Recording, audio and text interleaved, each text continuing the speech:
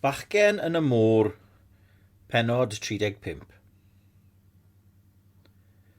Rydyn ni yn Awstralia, bron iawn. Rydyn ni wedi cael ein gwasgu I un o cychod rwber y llong ryfel, a rydyn ni'n gwibio tuag at yr afordir. Mae Awstralia yn edrych mor wyrdd, ond I bai am y coed palmwydd llipa brawn, a'r adeiladau llwyd a'r paent yn plisgo oddi arnyn nhw. A'r jeti pren a'r bagiau plastig wedi ei golchi i'r lan yn ei erbyn. Ond mae'r gweddill yn wyrdd iawn. Mae rai o'r bobl yn y cwch yn cydio yn ein gilydd ac yn llefain. Dwi ddim yn ei beio nhw. Mae bod yma'n teimlo'n well nag oeddwn ni yn ei ddychmygu hyd yn oed. Ond mae un peth nad ydyn ni wedi ei weld eto. Cwch mam a dad. Mae bibi wrth fy ochr. Mae hi bron cwmpo i'r dŵr, gan mor gyffroes yw hi. Edrychwch, gweidda. Ai hwnna draw fyna yw e? Mae'n pwyntio at rhywbeth rydlyd ar ymyl y bai. Mae Omar yn syllu arno. Dwi'n ei admygu am fod mor dawel. Mae rieni ar y cwch yna hefyd, a dwi'n siŵr ei fod yn gyffro I gyd fel fi. Nage, meddwl Omar. Tanc storio yw e. Dwi'n teimlo'n llai cyffroes. Mae e'n iawn. Dwi'n syllu I fyny ac I lawr yr arfordir, yn awchu am weld cwch mam a dad. Jamal a bibi, gweidda Andrew o ben blaid ein cwch ni. Peidiwch a phwyso allan gymaint. Mae e'n waith na mam, medd bibi o dan ei anadl. Dwi'n cytuno. Mae Awstraliaid yn gallu bod yn rhy ofalus. Rydyn ni'n gwisgo siacedi achub ac mae bibi yn cydio mewn peldroed. Os cwmpo ni i'r dŵr, fyddwn ni ddim yn suddo. Ond mae fy mol yn suddo. Does dim sôn am gwch mam a dad. Mae Rashida gallu gweld pa mor siomedig ydyn ni. Efallai bod nhw wedi glanio mewn rhan arall o Awstralia, medd hi. Efallai bod nhw ar y jeti yn disgwyl amdano chi. Wrth gwrs, dyna sydd wedi digwydd. Mae bibi a minnau'n pwyso allan o'r cwch unwaith eto ac yn syllu ar y jeti. Dwi'n gallu gweld nifer o bobl yn aros I ni gyrraedd. Maen nhw'n braidd yn anigler, drwy'r ewin a'r haelwen. Mae'n bosib mai mam neu dad yw unrhyw un ohonyn nhw. Ar ôl cyrraedd y jeti, bibi a minnau yw'r cyntaf I adael y cwch rhwber. Mam! Gweithwyr nain dau wrth I ni wthio drwy'r bobl. Dad! Does neb yn ateb. Mae rhan fwyaf o'r bobl ar y jeti'n gwisgo uniform o rhyw fath neu gilydd. Am eiliad wyllt, dwi'n gobeithio bod rhyw forwr o caredig o Australia wedi benthyg ei uniform I mam a dad. Ond wrth I mi graffu ar ei wynebau o'n gwmpas, dwi'n gweld nad yw hyn wedi digwydd. Dydyn nhw ddim yma. Mae ton o fraw yn golchi drosof. Mae fy meddwl yn gwneud yr holl bethau dwi wedi ceisio rwystro rhag gwneud y dyddiau diwetha hyn. Dychmygu mam a dad yn ymladd mor ladron, yn marw o syched, yn cael ei sgubo i'r môr gan storm.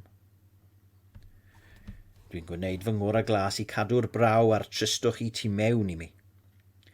Mae bibi drian yn crio'n barod, ac os wyna fi ddechrau hefyd, bydd pawb yn drist. Mae gan hanner y bobl ar ein cwch ni ffrindiau neu deulu ar y cwch arall, gan gynnwys Omar.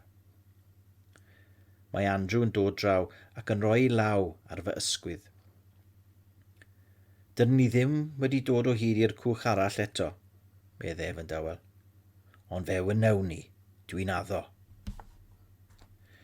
Dwi'n edrych I wyneb, ac mae'r hyn dwi'n ei weld yn gwneud I mi deimlo'n dawelwch fy meddwl.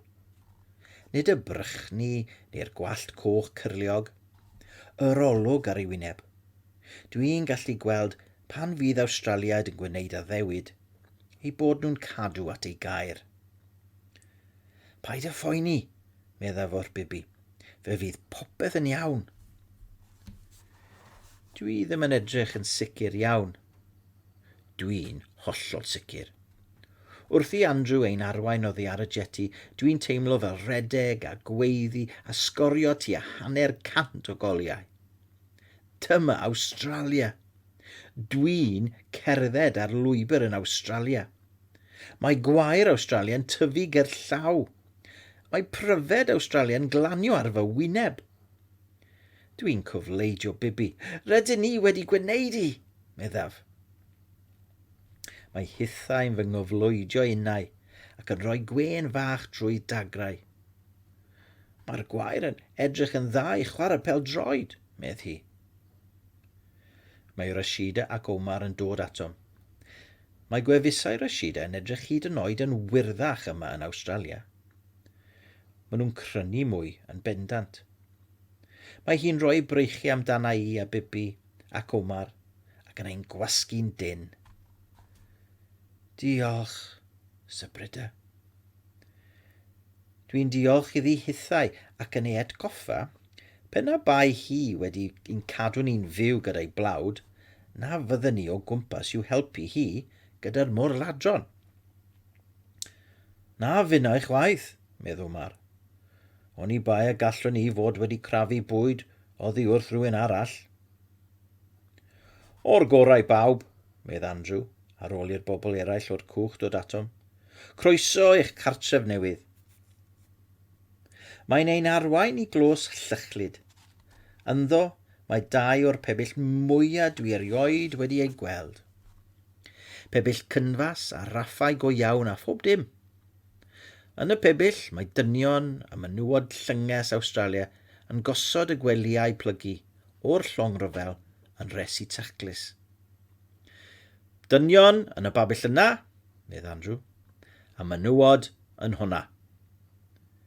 Dwi'n teimlo Bibi yn rewi wrth fy ochr.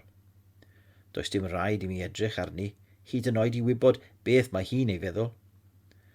Na, meddafodd Andrew, rydyn ni'n aros gyda'n gilydd. Mae Rashida yn cyndio yn llaw syfrdan Omar. A ninnau hefyd, medda hi. Mae Andrew'n ochneidio. Mae'n edrych ar y 4 ohonom. O'r gorau, meddef, dim ond tan eich rieni gyrraedd. Dwi'n edrych ar ein pabell ni. Mae hi'n berffaith. Mae'n agos i'r jeti, felly byddwn ni'n gallu clywed pan fydd y cwch arall yn cyrraedd. Ac fe fydd hi'n wych i ni gael rhywle i aros tra bydd mam a dad yn chwilio am swyddi, cyn i ni dod o hyd i'n tŷ ein hunan. Mae Bibi yn dal i edrych yn drist. Mae gen i syniad. Rhywbeth i'w wneud fel nad yw hi'n meddwl am bethau. Hei, meddaf wrthi hi, ar lleill. Beth am fynd am dro? Beth am fynd i weld yr holl bethau mae Andrew wedi bod yn sôn wrthyn ni amdanyn nhw? Canolfannau siopau crand. Sinemau sy'n dangos 14 o ffilmiau yr un pryd. Beth am ddod o hyd i un o archfachnadoedd Australia? Mae Bibi yn awyddus, a'r lleill hefyd. Wedyn, dwi'n sylwi ar Andrew yn edrych yn rhyfedd arnaf. Dwi'n sylweddoli pam. Dwi'n hynod o hunanol. Dyw mam a dad a rieni Omar ddim hyd yn oed yma eto. Y reiliad hon, gallen nhw fod yn eistedd ar ynys bellenig, yn aros i gael ei achub.